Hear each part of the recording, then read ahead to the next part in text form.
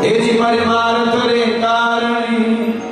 वे जग विचारों धारी दे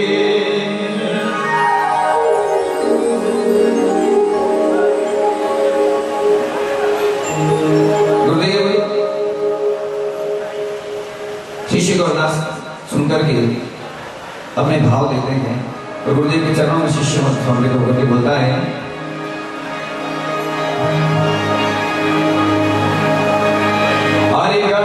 गबरा अपना रे शिवर भाई संतो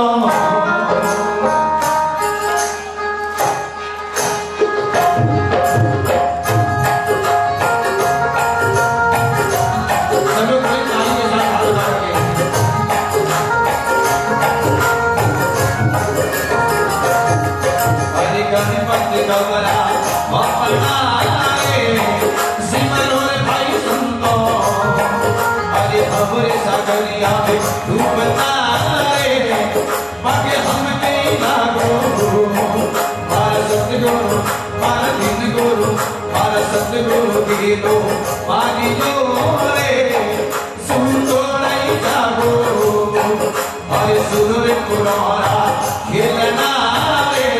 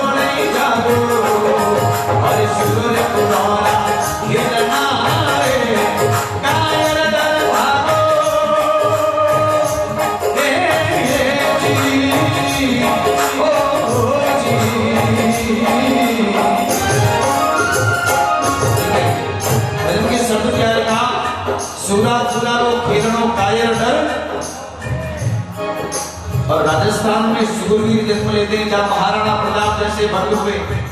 जहाँ मीरा जैसे भक्त हुए, जहाँ राणा सांगा जैसे हुए, और जहाँ पृथ्वीराज चौहान जैसे लोग हैं वो महाराणा प्रताप के लोग हैं।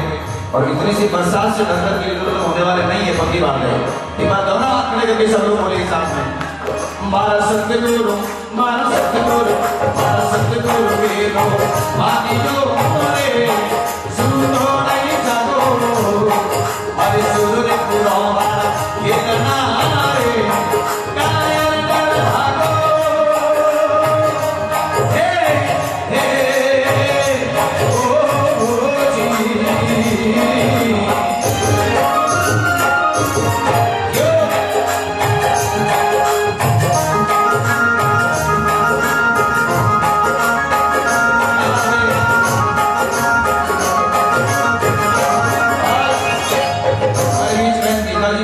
जोरदार ताली बजाएं आप सबके वक्त पहली बार आपकी हाजिरी है श्री कृष्ण गौशाला में और अपनी जगह पर विराज कर फिर उसके बाद भजनों की बरसों थोड़ी ताली बजा दो दिल खोल के सभी लोग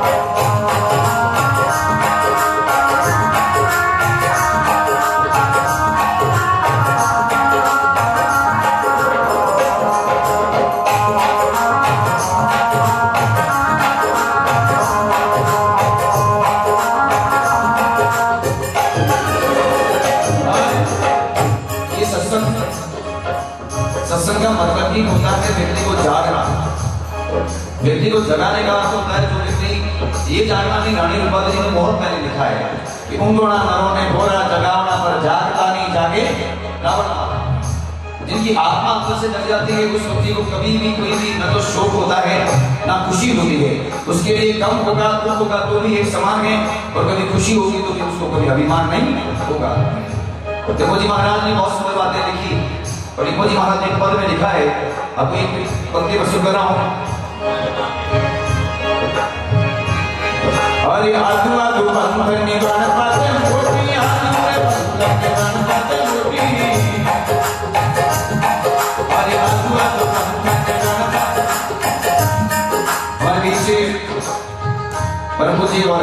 इस पूरी गौशाला के इन्हें पूरे बेंगलोर में जिनका एक गौ माता की सेवा के लिए मात्र अलग अलग भाव है परम पूज्य गुरुदेव पुखराज जी महाराज बता रहे जोरदार तालियों से सभी लोग अभिनंदन करें और सभी जयकारा करके दोनों हाथ खड़े करके बोलिए गौ माता की बोलिए हरि माता की हरे आदु आदु पंथ निगण पाते मोटी आदु पंथ निगण पाते मोटी अपने संगत संतवारी दिया साधु है इतना भजन गुण दिया हे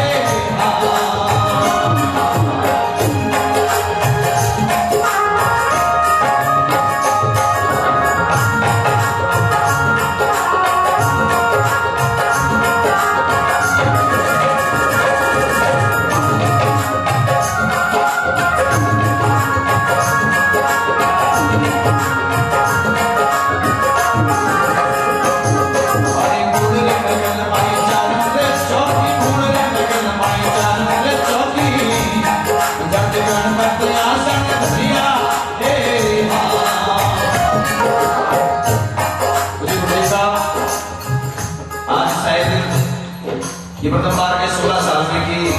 किसी संत के सानिध्य में किसी ऐसे गौर भक्त के सानिध्य में जिन्होंने अपनी जिंदगी को गौ माता के नाम कर दिया उनकी सानिध्य में ही बाबा रामदेव जी की 16वीं यात्रा रवाना होगी और ये बहुत बड़ा भाग्य है सभी को शुभ आशीष है गुरुदेव की ओर से जोरदार अभिनंदन करने पर जयकारा करके बोले रामदेव जी महाराज की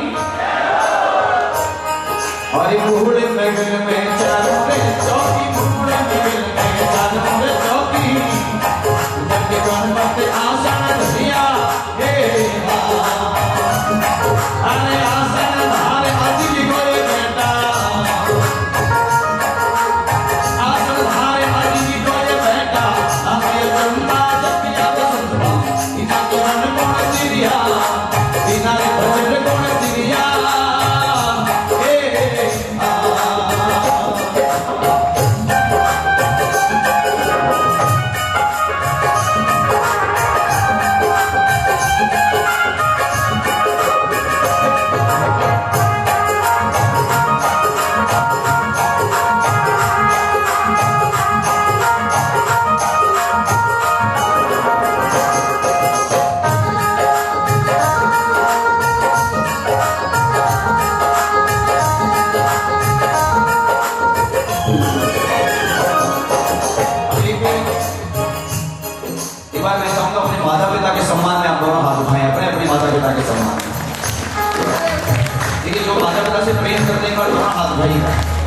इसका मतलब हाथ उठाने का मतलब होता है समर्पण मतलब कि अपनी माता पिता के प्रति आपका भाव है और समर्पित भाव है दोनों हाथ उठाकर बोलिए अरे पहलो निगण भारा माता पिता ने पहलो निगण भारा माता पिता ने मारा पुत्र पालन करिया हे हे दूजो निगण हे धरती माता रे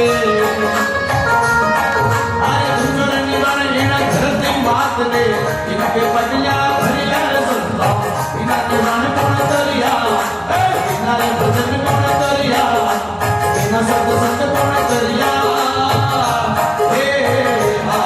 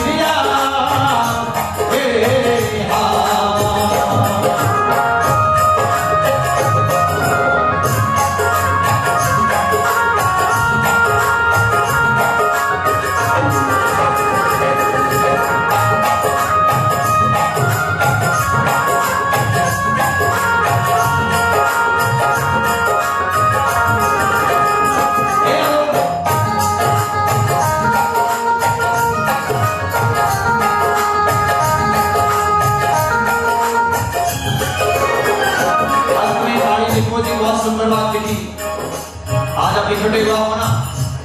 जहां पर लोग इकट्ठे होते हैं तो अपने आपस के विचारों का आदान प्रदान होता है। और अकेला व्यक्ति होता है ना, जो एक व्यक्ति अकेला रह जाता है, वो अकेला व्यक्ति सोच सोच करके अकेला पागल हो जाता है। और आज के युग में यही हो रहा है, हम सभी इस मोबाइल को लेकर के अकेले हो गए हैं और सभी अपने आप में पागल हो गए। ये सत्य वचन है।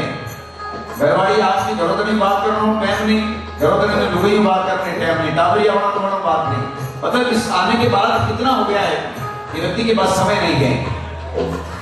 कुछ समय निकालो, और कुछ नहीं तो साथ में बैठ करके मोबाइल के लिए बस समय निश्चित कर लो, बाकी आने वाले टाइम में ये मोबाइल आपको कहीं न कहीं आपकी पीढ़ी को ऐसी जगह ले जाएगा जहाँ से आना मुश्किल हो जाएगा। विदेशों में देख लो, अब क्लासेस शुरू हो गई है मोबाइल से लत छुड़ाने के लिए, कि मोबाइल को किस प्रकार से छुड़ाया जाए। तो हम ये चाहते हैं कि हम उस देश के वासी हैं जिस देश में गंगा बहती है, और आज की गंगा माता को हम नदी में माता कहते हैं। तो मैं चाहता हूँ सभी लोग जो इकट्ठे हुए हैं अपने विचारों को, प्रेम को मान के रखें। और इस सत्संग का मतलब भी यही है कि हम एक रहें और जाति पाति को छोड़ करके सिर्फ और सिर्फ हिंदू बन करके एकता में बंद करके जोड़ देते हैं।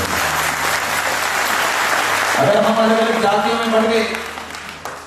अगर हम अलग अलग भाव में बढ़ गए, अलग अलग पंथ में बढ़ गए, तो वो समय दूर नहीं जब हमें ऐसी स्थिति देखनी पड़ेगी जिसकी हम कल्पना भी नहीं कर सकते। एक संत का प्रवचन आपने सुना होगा, एक जैन संत की बहुत बड़ी कड़वी बात आपको बता रहा हूं। इस कर्नाटक के दरबार थोड़ा कितने से कर इसी कृष्णगिरी के अंदर उनका प्रवचन था, और उन्होंने कड़वे प्रवचन में स्पष्ट रूप से कहा है कि आने वाला 2050 जैन धर्म के अनुयायियों को कहा था कि आप सब सुन लेना कि आने वाला 2050 तक अगर ये जैन मंदिर है, ये मंदिर है, अगर इनको सुरक्षित रखना है तो अपने घरों में शस्त्र भी रखो और शास्त्र भी रखो, तो ये सुरक्षित रहेंगे, वरना खाली बनाने से सुरक्षित रखने वाले नहीं।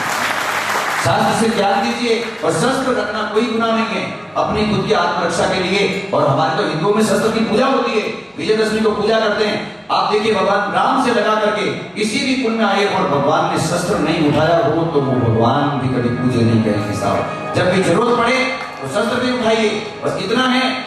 अकेला आदमी शस्त्र उठाएगा तो नहीं, उसके साथ जुड़ करके रहिए ताकि उसे ये रहे कि मेरे साथ कोई है और मुझे अकेला नहीं होना। इसलिए त्रिपुरी महाराज ने लिखा, अरे बिना रे पार भव सागर बलिया, बिना पार भव सागर बलिया, अरे बिना रे पुराने थोड़ा सिरिया, हे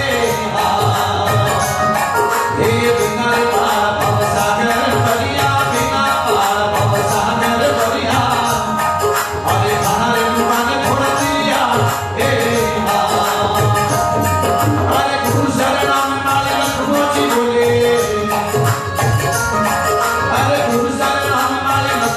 बोले, फूल भरम सब कलिया, फूल रे भरम सब कलिया, सुनता बिना मन गुण दिलिया, हे